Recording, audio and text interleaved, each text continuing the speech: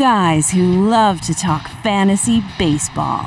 3-2. This is Full Count Fantasy Baseball. In a year that has been so improbable, the impossible has happened. Here are your improbable hosts, Dean Millard and Jordan Blundell. Presented by Ultimate Franchise Fantasy Sports. Get in the game where you own the game.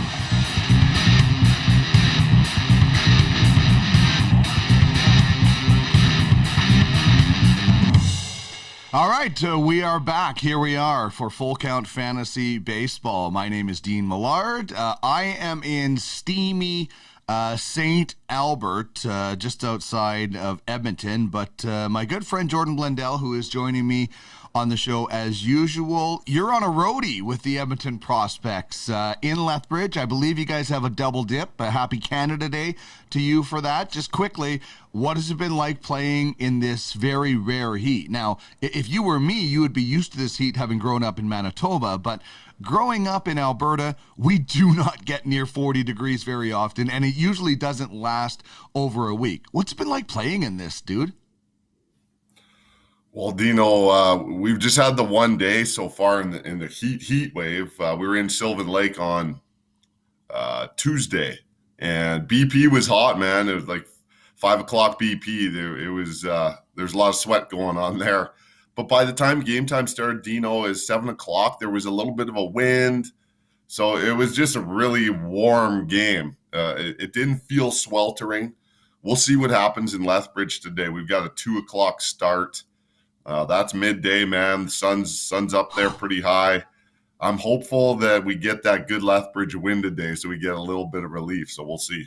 Yeah, well, I was going to say, the good thing is you are in the windiest spot in Canada other than Portage and Main, the corner of Portage and Main in Winnipeg. That might be the only windier spot, so you will get some nice breeze that way. This show, for everybody, is presented by Ultimate Franchise Fantasy Sports. We're going to tell you all about the biggest, most realistic, highest stakes fantasy platform out there as we go. And we are being broadcast on the Ultimate Fantasy Sports Network. And we'll tell you all about that, how you can get your show on UFSN as well. But as we always do, we take a look at the early games. And I have a question for you. This is a serious message. Peace and love. Peace and love. Okay. Thank you, Mr. Starr, Mr. Ringo Starr. Okay, we see one of the early games today is the Blue Jays, and it's against Seattle, which is kind of cool because Seattle is like Toronto B. Whenever the Blue Jays are there, I don't know if you've been to one of those games, but you've seen those games on TV when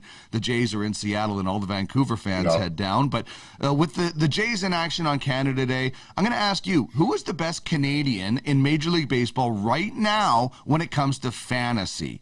If you could pick one Canadian in baseball right now for your fantasy team, who is it? Dino, I'm going with Tyler O'Neill. There's a close second. He plays for the Blue Jays, Jordan Romano. But I'm going O'Neill because I think O'Neill's got the opportunity to be a 30-30 type hitter.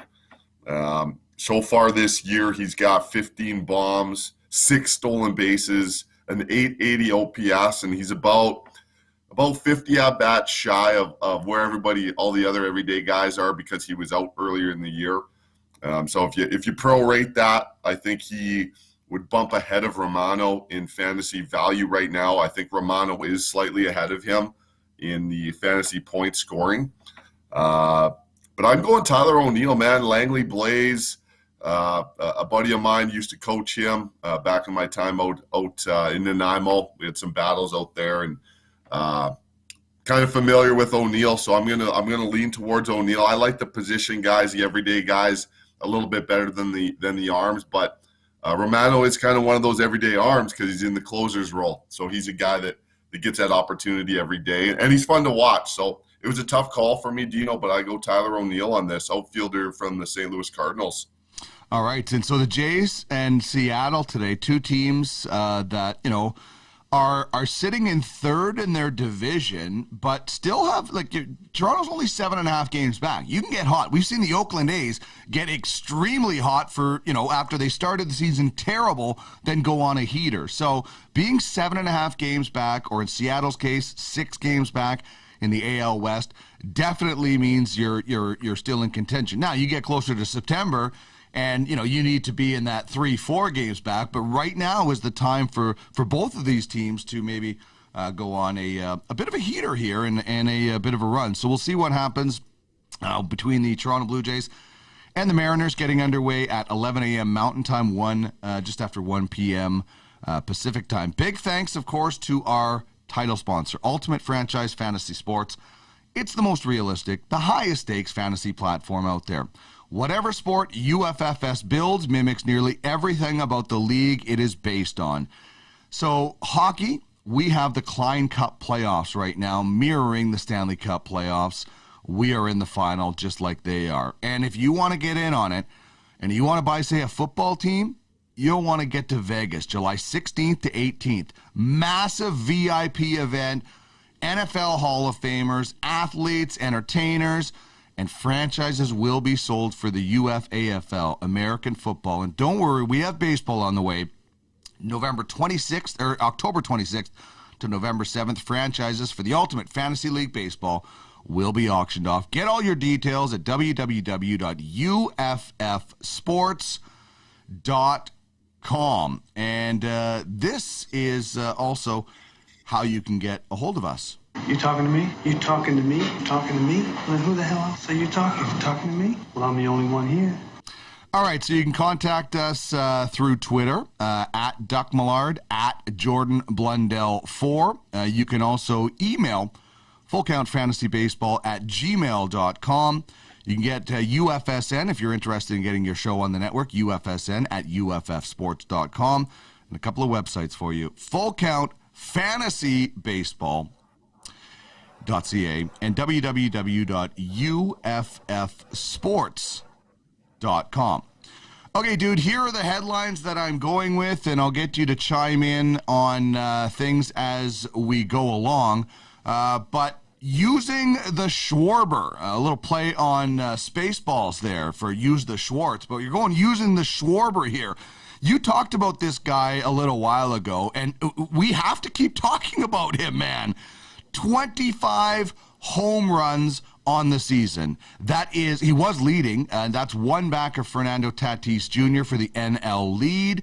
How about his last 11 games? 12 long balls, 19 RBIs. In his last 7, he has an OPS of 1.388. In the last 17 games, this is interesting, dude, where he started to hit leadoff, he has 15 home runs. He was hitting 4 or 5 in the lineup until June 13th. And that looks like a brilliant decision by Dave Martinez. The question is, does Schwarber get traded from the Nats? If you're a fantasy manager, you might want him to stay where he is in that leadoff spot as long as he continues. If he goes somewhere, maybe he goes farther down in the lineup. I'm not sure, but the Nats are just outside of the top 10 in OPS, so they maybe he gets a little bit more protection somewhere else. But man, Kyle Schwarber just has been ridiculous. And we could probably talk about this guy every single show. Shohei, him the money. This is what Ohtani has done in the last week. 6 innings, 9 Ks, just 2 walks on the bump. And at the dish, he's hit 5 home runs and 24 at-bats, also drove in 9.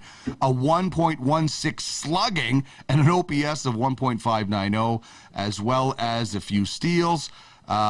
Each week, he garners more AL MVP and possibly Cy Young favor, which brings him into fantasy MVP conversation, as well as about the chatter about Anaheim wasting another superstar like some feel they have done with Mike Trout. I wonder who wins more MVPs during the rest of their careers, Trout or Ohtani? And how big is his contract going to be? He's 26. He'll make just $8.5 million this year and next. This guy is definitely due for a big race. Marquez on the mark. Rocky starter German Marquez has been one of the best pitchers in the league as of late and lost a no-hitter in the 9th on Tuesday. We could add another one, but still pitched a complete game shutout with less than 100 pitches. Only Greg Maddux has done that before at Coors Field. In his last 8 starts, he has a 2.00 ERA, a .77 whip, and 5 of those starts were at homer-friendly Coors Field in Denver. Another one was in Cincinnati, where the Reds are ripping the cover off the ball. Of all of his starts, more than half of them have been at Coors Field, which is really quite interesting because that has been the death of a lot of pitchers. Okay, we have to go after it. We have to address it. Spin rate city. How about these numbers in this tweet from Eno Saris of The Athletic covering Major League Baseball? Since the enforcement memo dropped, 63 pitchers, or 17%, have dropped 2+ standard deviations on their spin rate. 145 pitchers, 38, have dropped 1+ standard deviation, and 230 pitchers, or 60% plus, have dropped enough to call the stat to drop statistically significant. It all means hitting is going up. So are ERA and WHIP numbers, which is, I think, what Josh Donaldson was trying to get at with Lucas Giolito the other day when he called him out. And finally, our final headline of this episode, Joey Gallo. If you have Joey Gallo on your fantasy team, you're loving the home runs binge lately. But hopefully the rumors of a trade to New York are also true, so he can get out of Globe Field in Texas and a more hitter-friendly confines of Yankee Stadium. Bring up his average. The homers are nice right now, but we do a contest every week, and one of them was the most strikeouts by a batter. Joey Gallo was a very, very popular pick in that one. The homers are good, but fantasy players, fantasy GMs, they need to see that average bump up and some of those other numbers bump up a little bit. So there's your headlines, man. Where do you want to start diving in? Let's dive in on Gallo to the Bronx real quick. That'd be a great fit. Left-handed power. He walks a ton. Strikeouts almost don't matter anymore, and they need a power bat, a power lefty bat, so that'd be a great fit. Strikeouts should matter in fantasy, though. You should get a negative for strikeouts. Like there's too many guys that just try to hit home runs or strike out. I think you should get a negative in fantasy for strikeouts. Well, you maybe have to bring that up later in the show, Dino. There you go. Yeah, you're going to have to pull that into your rule your league. We might get a little pushback in our league. Real quick, Marquez on the market can't last. Shohei the money. Did you see his start last night, Dino? Yeah. Woo. Dang, Crazy. That's tough. And they were little leaguing him. Okay, let's get to the crux of this thing. Spin rate city, Dino. That those numbers are significant. The text Eno Saris put out, that's significant. Those are big drops, man. 230 revolutions per minute drop is very significant. That's the difference between Hall of Fame numbers and average MLB numbers. So I agree, Dino. We're going to see offense go up. The JD Giolito thing, that's kind of funny. Yeah. Whatever. I mean, he was pumping up his dugout. He didn't say anything. It just happened to be the camera picked up what he said. Maybe JD knew that would be the case. I doubt it. I like JD. Cares? I'm a JD guy. And yeah, really, who cares? It's good for the game. Don't let him do it. You don't want somebody showing you up? Don't let him do it. Yeah, exactly. And finally, Dino, I got to talk about Schwarber because I think his swing is shorter. I think he's a different hitter than he has been in the past. The fact that he's doing this is on fire. Nobody can continue this pace unless you're Barry Bonds, Sammy Sosa back in the day. But Schwarber is he's for real. He's always had this kind of power. He's had some holes in his swing that I feel like he's shortened up and fixed, which leads me to believe that he will not be dealt because Washington was the team, the organization that's helped him get to this point.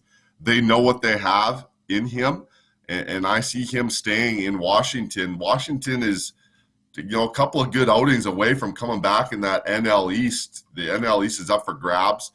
And Schwarber's now in the MVP conversation in the National League, Dino. So I really like those headlines today. Yeah, it's interesting. I agree with you. Washington is close in the NL East, but that's like finishing close to Usain Bolt. You don't have a chance to win. You're finishing second to Usain Bolt. You can still finish 100 yards behind.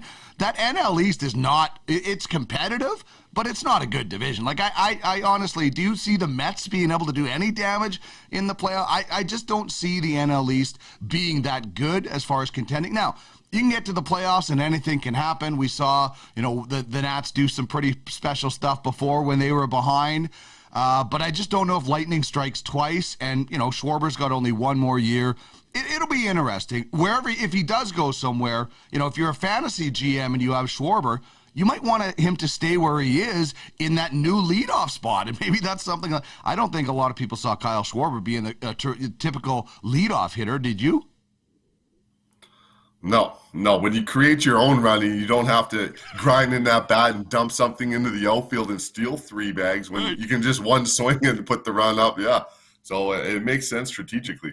Interesting. All right. Dive in now to the best bullpens for us. You were talking about the Blue Jays in the last 2 weeks. Yeah, Dino. The Blue Jays are now in a softer part of their schedule, so I expect to see them go on a little bit of a run here. Like you said, 7 games back. That type of deficit in the standings is not insurmountable. These guys all play their own division, another 10 games each team still. So nothing is even close to being decided. But the last 2 weeks, the Blue Jays bullpen has stepped up.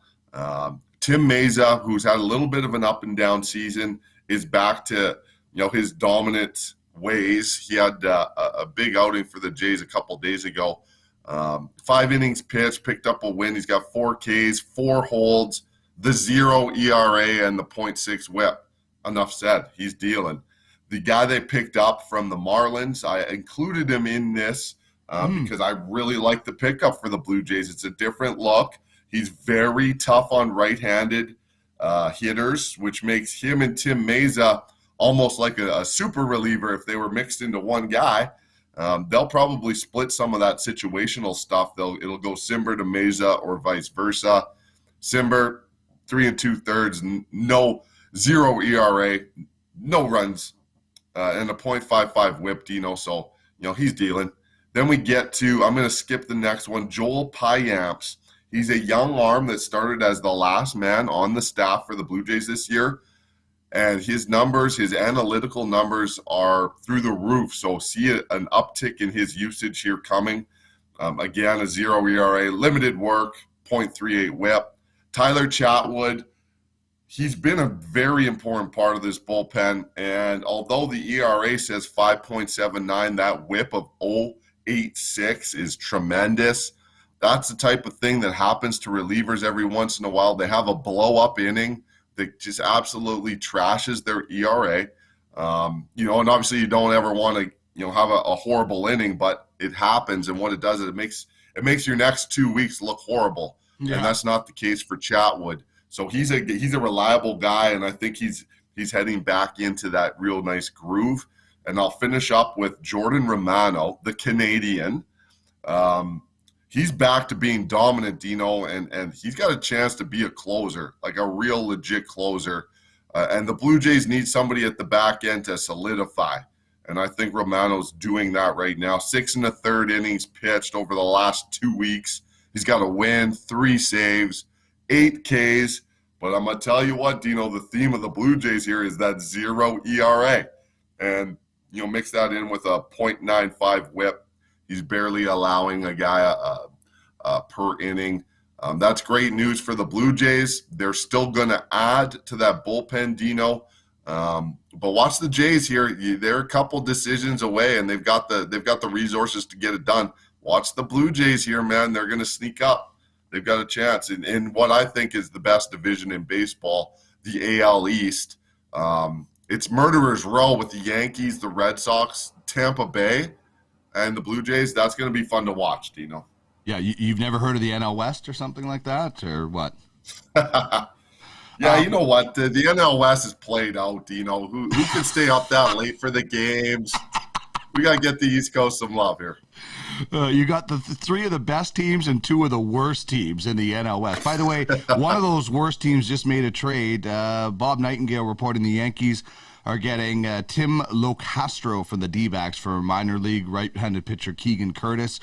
Locastro, light-hitting outfielder with a little bit of speed, so the Yankees getting a little bit of depth there. All right, let's move on to this one.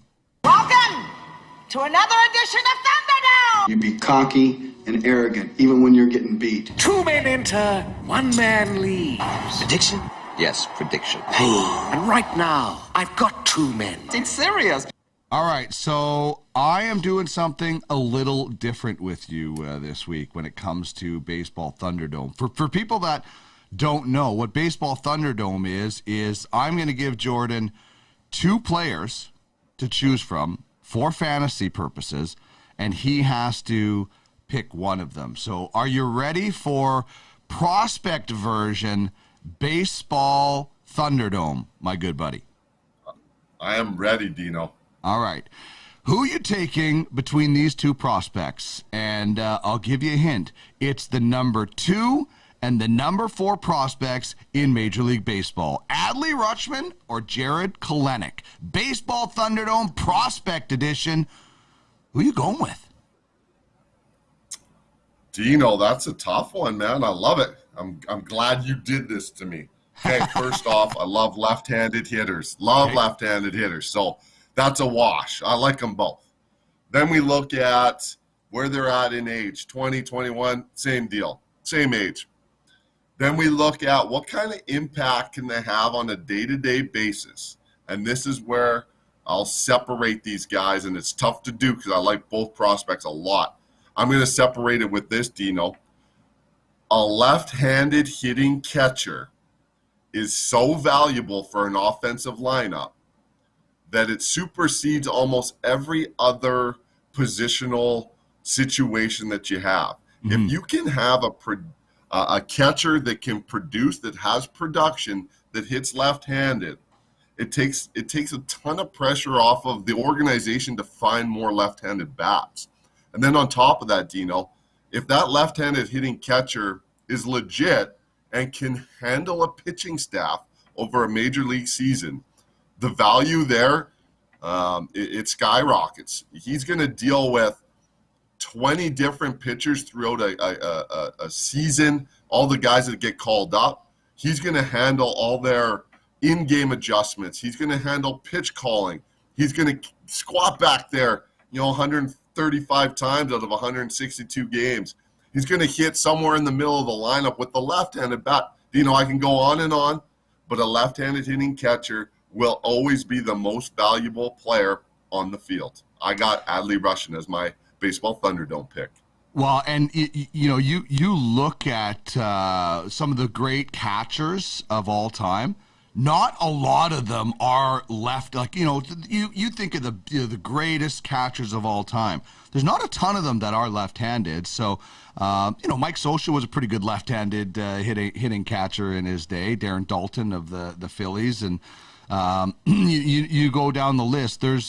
There's probably, I guess Yogi Berra is probably the greatest left-handed catcher of all time. So, but, you look at some of the greats of all time, a lot of them are right-handed. So, and that goes back to where we did Tatis Acuna earlier this year, right? You're looking at that power from the middle infield as opposed to that power or that position, from sort of the outfield where there is a little bit more of just kind of that selection. So good stuff on that. I love Baseball Thunderdome, and it's one of the more fun things that we do. All right, we're going to get into waiver wire wins in just 1 second.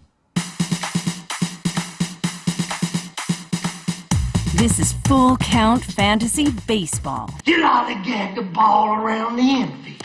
Presented by Ultimate Franchise Fantasy Sports. You lollygag your way down to first. Get in the game where you own the game. You lollygag in and out of the dugout. Do you know what that makes you, Larry?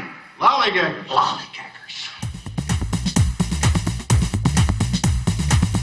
Full Count Fantasy Baseball is part of the Ultimate Fantasy Sports Network. It is your one-stop fantasy sports shop. We have something really cool going on. We're going to be partnering with AO Sports, athlete-owned sports. Nick Lewis, for CFL Hall of Famer, putting that together. So if you want to get in on the action, you got a fantasy show, you think it would be really good for our network, reach out and let us know. You can be part of the rotation, whether you have a daily, weekly, or even a monthly show. If it's about fantasy sports, we would love to chat. Follow us at UFF Sports, at UFS Network, or check out the website www.uffsports.com and get some more information on how you can own the game. I think we need like a music camera just to bring you up every time we play one of those bumpers, because you dance. Like, I would like to see you dance like that during an actual game, as you're walking out to third base position as your team comes up. Maybe work in a moonwalk or something like that. How about that? Can you moonwalk with cleats? Ooh, Dino, I don't wear cleats. I'm a coach, so I wear the turfs. I might be able to pull it off. I'd like to see that the next time. Pull this off. I'd like to see that. I would for sure. All right, let's get into waiver wire wins. This is a lot of times where you can win your league by adding depth, and I'm going back to the catchers. We were just talking about catchers, and Mike Zunino he's like that that Mike Fiers or that Charlie Morton guy that always seems to be there when you need a catcher. Like, Will Smith isn't playing. I was going to pick up Mike Zunino yesterday, but in our Yahoo League, once a guy's team is played, you can't drop him after. So I was going to drop Charlie Morton or somebody to pick up Mike Zunino as Will Smith wasn't playing. But Mike Zunino is one of those guys that is always out there. You talked about Tampa. Good things are happening with the Tampa Rays. He has 17 home runs, 34 RBIs, 29 runs, and an 845 OPS. That's really good for a stream catcher that you need to just pick up if a guy is injured or not playing, or if you want to add two catchers on your roster. It's an interesting guy that, he might be better than a lot of other catchers on some rosters, but maybe it's the age thing that people get scared away from. You know what? Zunino's contract's coming up. I highly doubt the Rays give him the money, and he's going to go somewhere else and not be quite as productive. So watch for that in the offseason. He's a real good catch and throw guy, Dino. There's value there. Even if he's splitting time with another catcher, he's pretty big time as a defender, and you're posting the numbers right now. Those are all-star Herculean catcher numbers. So huge value for him right now, but the Rays don't pay players, so I'm sure he'll be out of there. My guy this week, Dino, waiver wire, John Birdie. He might be a Mike Fiers too, dude. He's always seems to be available. I think he's rostered in 18% of the leagues right now. You know me, Dino. You see all those positions listed. Yeah. This guy is the super utility guy of all utility guys, and right now he's going. He had a slow start. He's got potential all-star ability, Dino, and he's got some wheels. So I like him as a pickup. I just grabbed him in one of my leagues. There's the versatility versus having another power bat that sits on the bench that's just an outfield designated guy. I figured it'd be better to have a guy that can slot in a few different spots and maybe get me some stolen bases. And you can't deny the 1,000 OPS. I mean, I'll take that. I mean, shoot, if John Birdie did that all year, he'd be the MVP of baseball with what his skill set is. So right now he's going hot. I picked him up. He's a good guy to check out on your waiver wire. If he's available, he's a good guy. Having those guys, I always have at least one of them. Jonathan VR of the Mets is one of those guys, and David Fletcher of the Angels. They might not be power hitting guys, but David Fletcher he recently was heating up. He had an OPS for the last week and a half over 1,000. So those guys that can play all over the place are just massively valuable. I just want to tell you about a trade that I made this week. On paper, you might be saying, wow, that is a lopsided deal. And so unfortunately, my computer is acting up. But the trade was I traded Paul Goldschmidt, Francisco Lindor, Justin Foscue as a prospect, And I'm just, sorry, I got to find it here. So I traded Lindor, Starling Marte, Foscue, and Goldschmidt for Ahmad Rosario, Jesus Aguilar, Tim Anderson, and Jeter Downs. Now, before you wonder why I did that or why that trade had happened, Goldschmidt and Lindor, I was losing for nothing at the end of the season. Like I was getting nothing.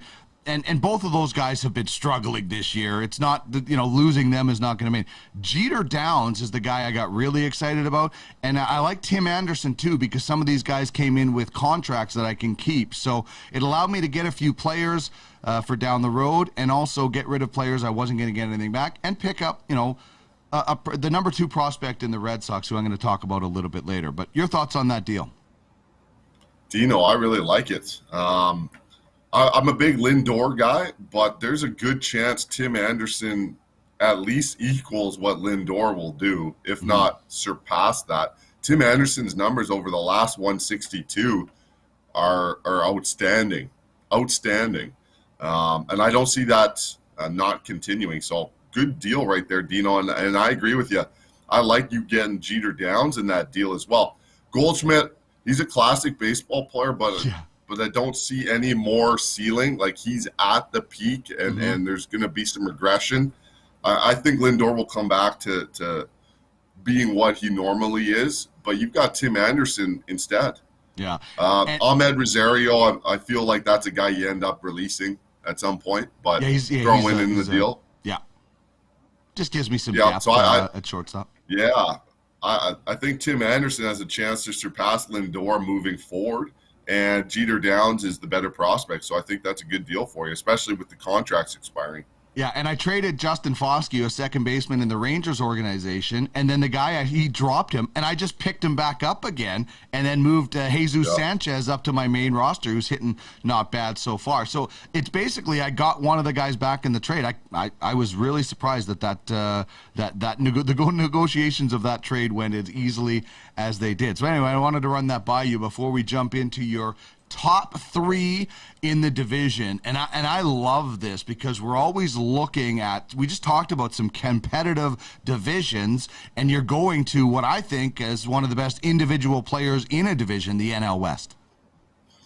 Yeah, Dino, we do this all the time. The double designation infielder, that's what we're doing. We're gonna take a look at the NL West for players that are eligible at multiple positions with infield as the primary. We get into the NL West, and right now there's no team swinging it better than the Padres. They've got players scattered all over the top 20 over the last 2 weeks. But we'll start with Jake Cronenworth.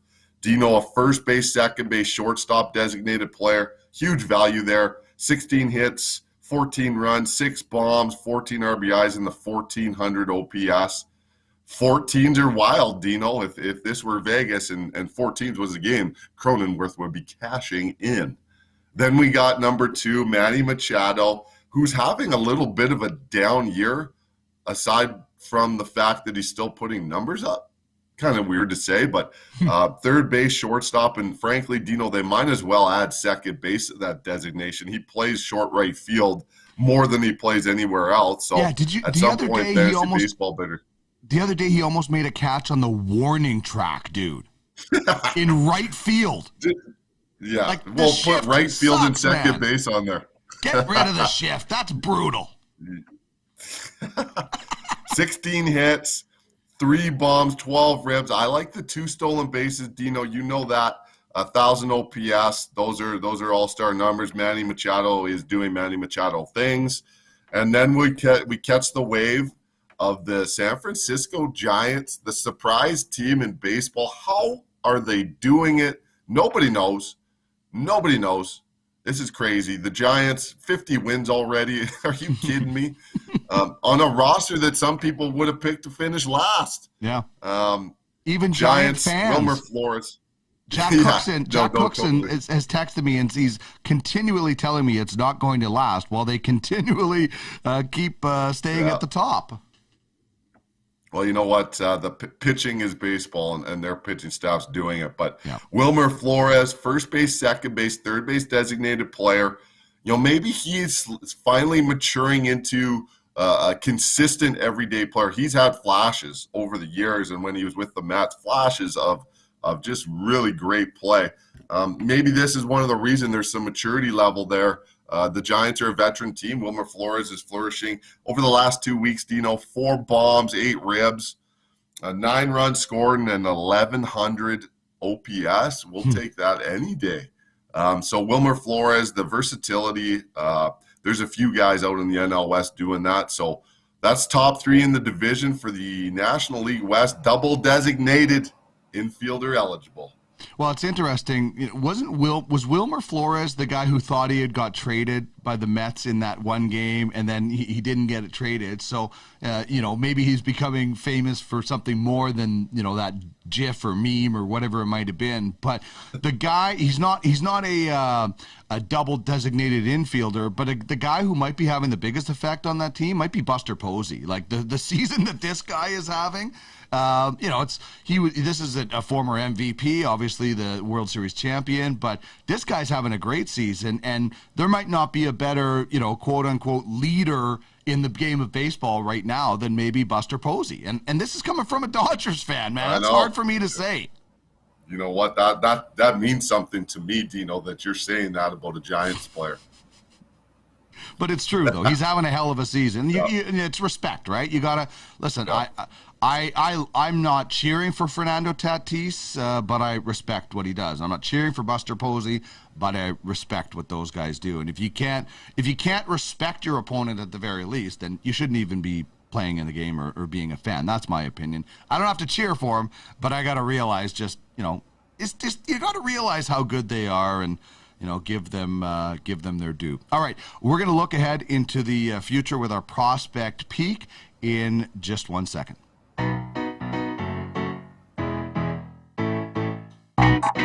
This is Full Count Fantasy Baseball. Say hey, Billy Mays Hayes here.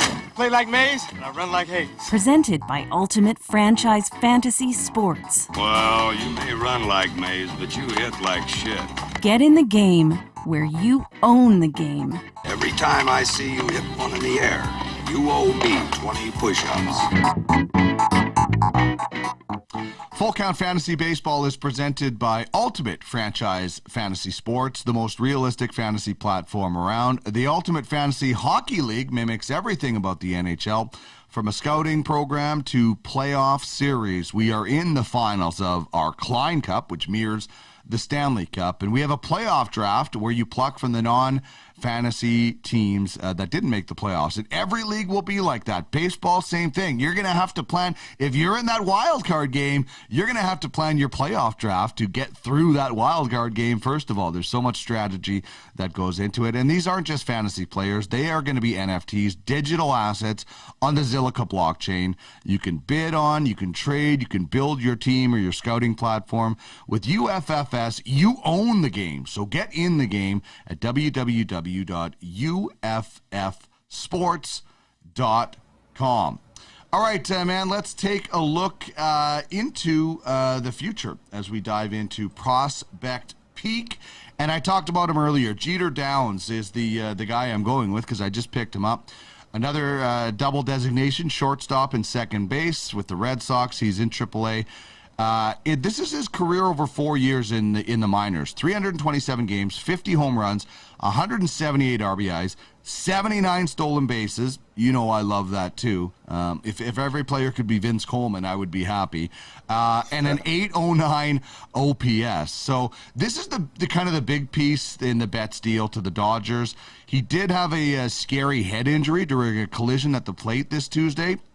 If he is healthy, he will play in the All-Star Futures game, and who knows, maybe a call-up shortly after that. He's the number 2 ranked Red Sox prospect and 35th overall, and he might be a guy that comes up and starts at second, right? Like the Red Sox have a pretty good shortstop already, so there might be, and you know what?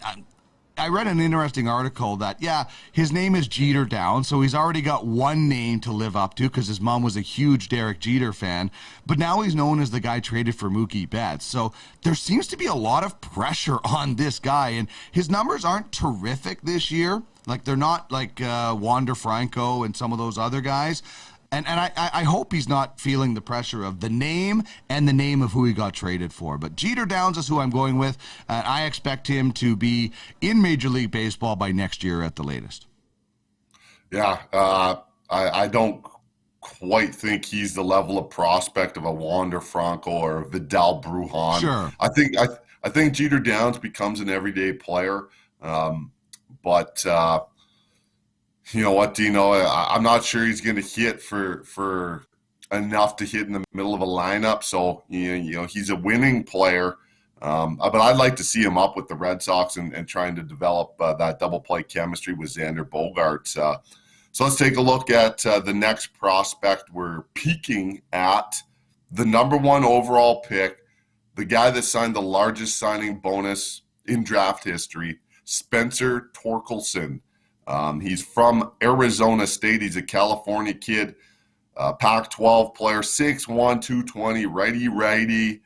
I'll tell you what, Dino, this guy is impressive. As a freshman, led Division I baseball, led the nation in home runs with 25. And, you know, oh, by the way, he broke the freshman home run record set by Barry Bonds at Arizona State. So off to a good start when you get to college. First couple of days on campus, 6 months later, you're breaking Barry Bonds' home run record. So, yeah, you're a dude. He led the Pac-12 in home runs his sophomore year. And what I like about him, Dino, he's a combo hitter.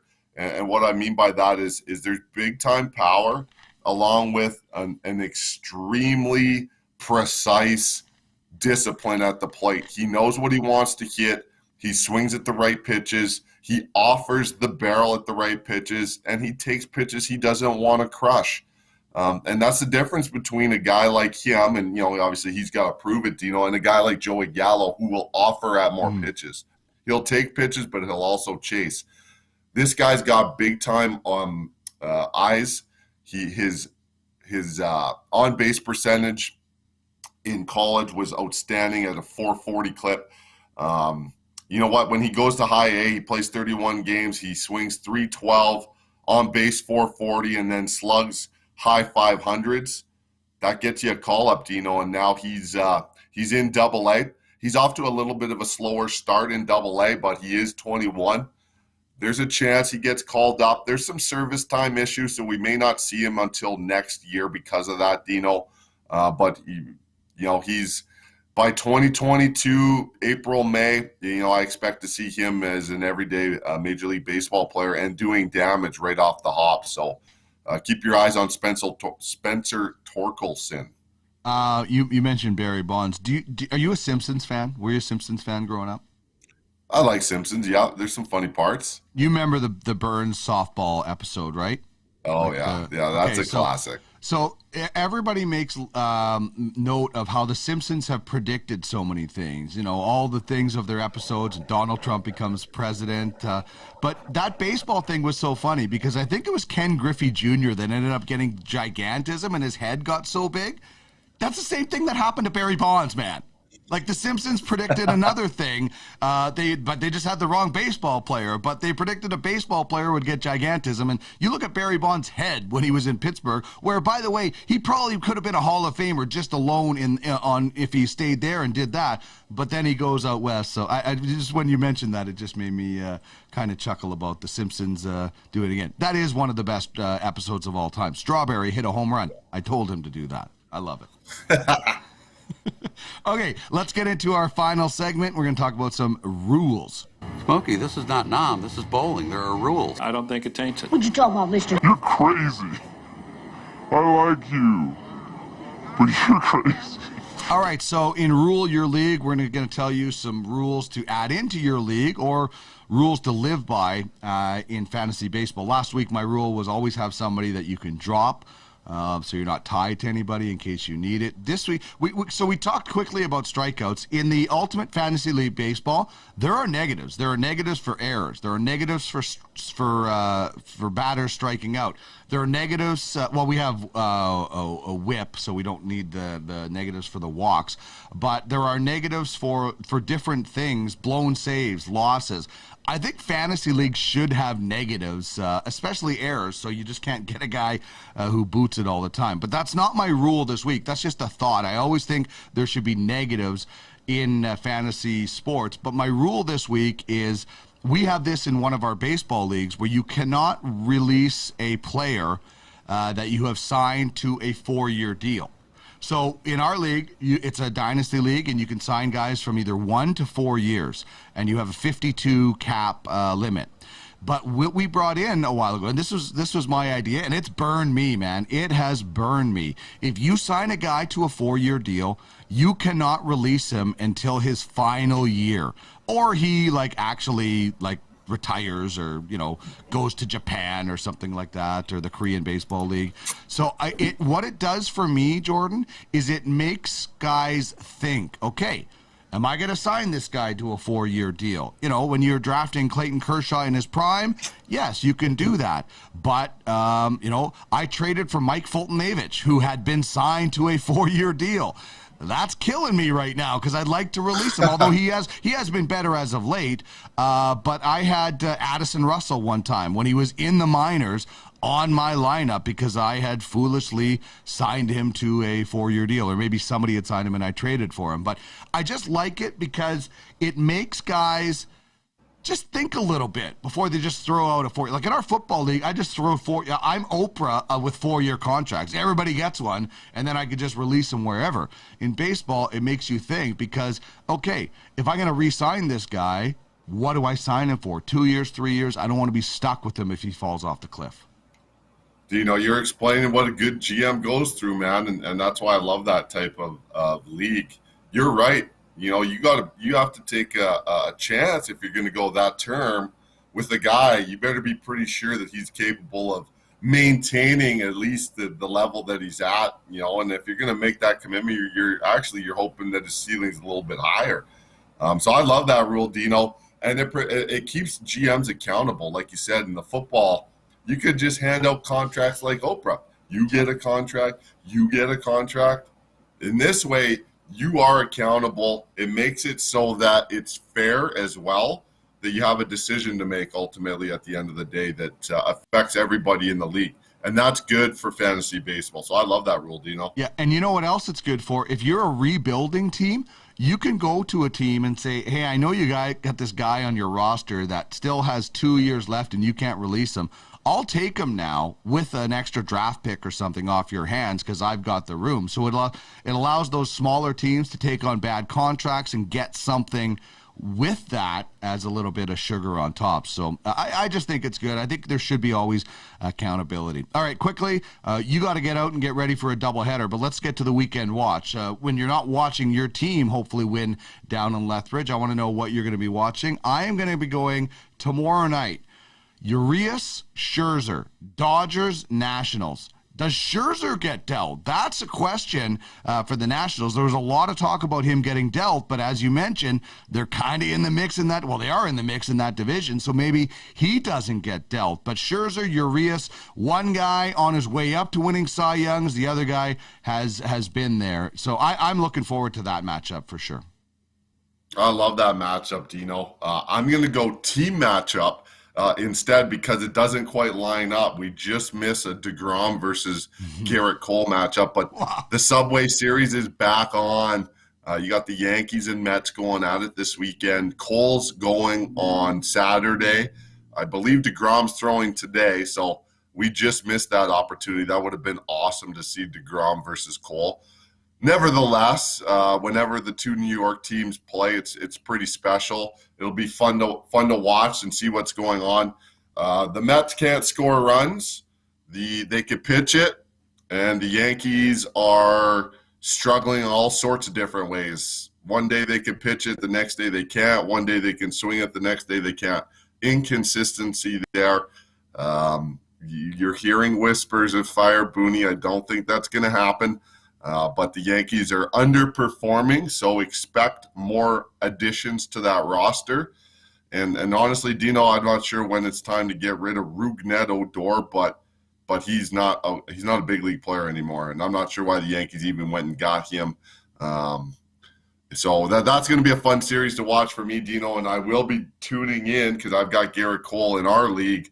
I will be watching that before our Saturday night game. I'll be picking up Garrett Cole's 11 a.m. start Saturday morning. All right. Full Count Fantasy Baseball, part of the Ultimate Fantasy Sports Network. UFSN, your one-stop fantasy sports shop. Check out our YouTube channel. Soon will be all athlete-owned sports. And here are some of the shows that we have. UFFS podcast every second Sunday. Big one this Sunday. Going to get you set for the AFL auctions. 2-Minute Tuesday with Darren Bates. Tracking the draft with myself and Craig Button. Full Count Fantasy Baseball. This show live noon on Thursdays. UFHL Now comes your way tomorrow. And the Ultimate Roundtable once a month on Saturdays. And as mentioned, head to uffsports.com. Right there you can get all the information about the football auctions in Vegas. Just one more piece of advice for everybody. You be cocky and arrogant even when you're getting beat. And it is now time to say goodbye. Ban the shift. Good luck today, my man. Have some fun out there. Stay hydrated, and we'll talk to you real soon. Have fun with it, buddy. Thanks, Dean. I'll see you later, man.